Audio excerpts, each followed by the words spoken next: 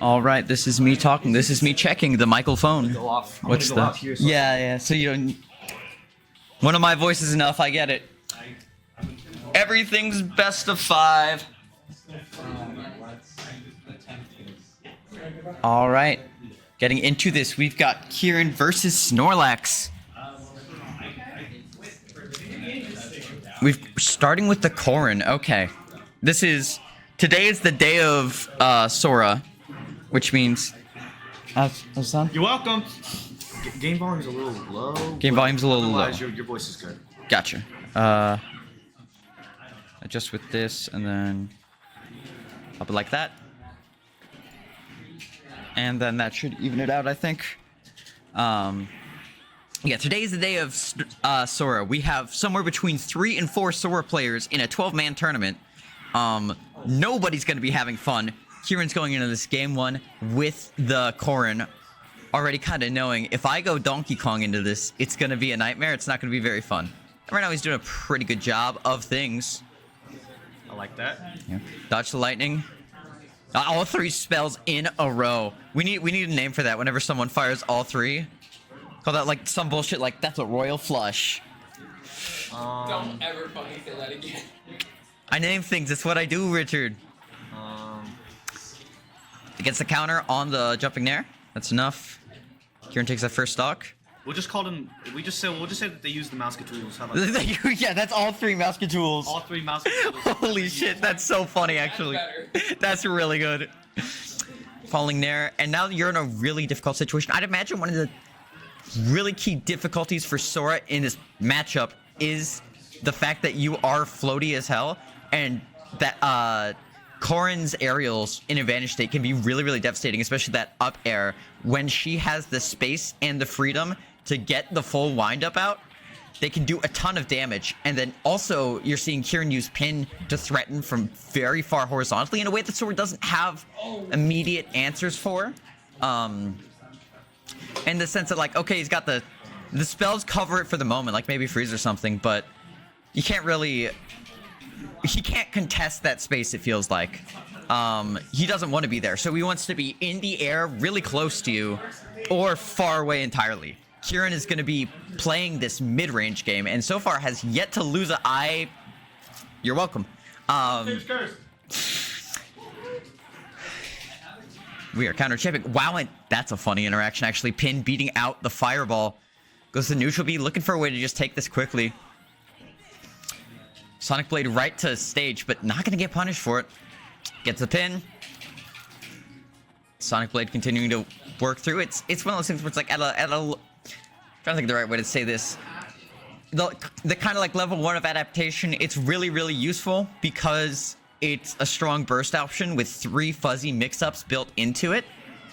But if you know the Sora player is reliant on side B, it's really, really dangerous to be using it.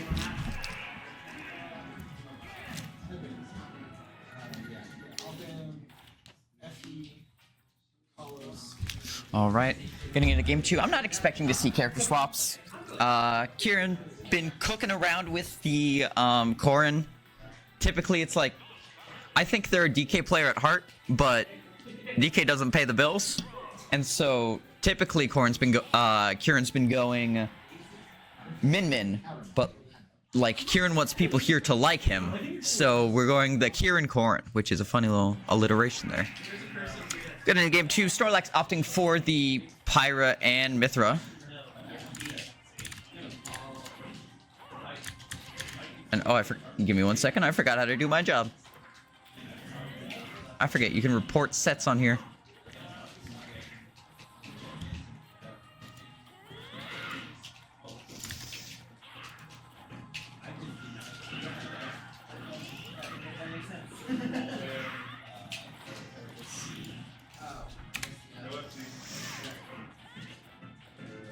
All right, getting into this, and we've got 103 on Snorlax. Kieran got the advantage state, uses the backer to send way off stage. That killed surprisingly early. Pyra's a little bit, Pyra's like kind of heavy, but all right, big F smash coming through for Kieran. Definitely having Well, I don't know, actually. I think I do like Pyra as an answer for Kieran's pin in the sense that you have a option with side B that contests the space, but I think Pyra's disadvantage is very exploitable in the scenarios where you do lose that neutral, and especially in terms of verticality, I think Pyra can struggle a lot more. The get up option is called out with the neutral B. I like that as a tech chase option. Will kind of cover all three. Some Samus gameplay. Goes for the big up B, not quite gonna get it. Snorlax with the small punish. That's an interesting interaction. That side B beats out the neutral B projectile. I like that stutter stepping from Snorlax, but he stutter steps right into game 3.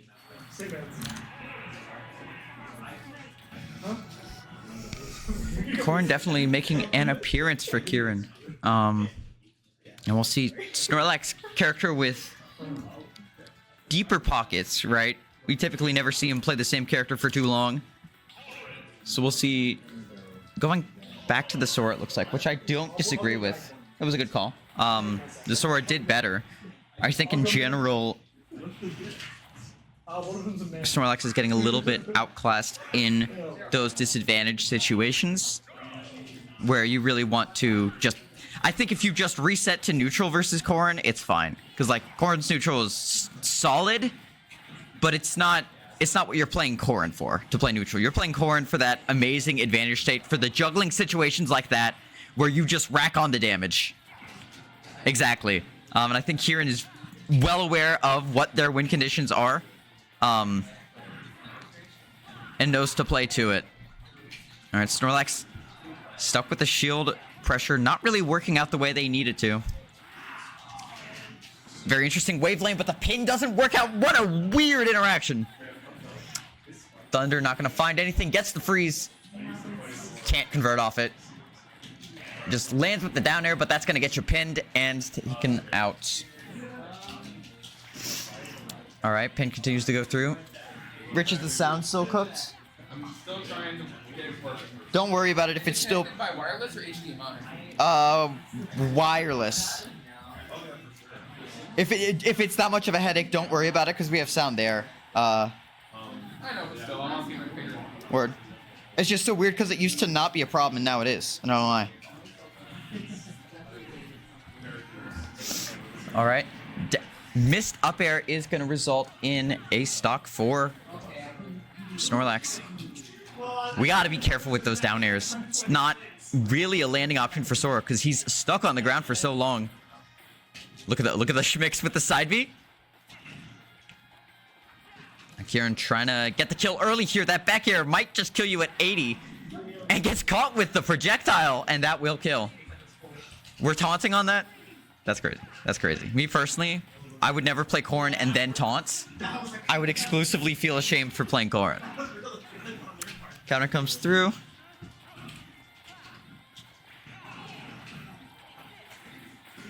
Alright, Snorlax takes stage control. Let's see if he can capitalize on it. The shield's small enough that he's able to get pressure. Got him at ledge. Not quite getting the ice. Kieran pushing him out. Now, Kieran's just looking for the kill here. The counter is going to push him back, but it doesn't quite matter yet.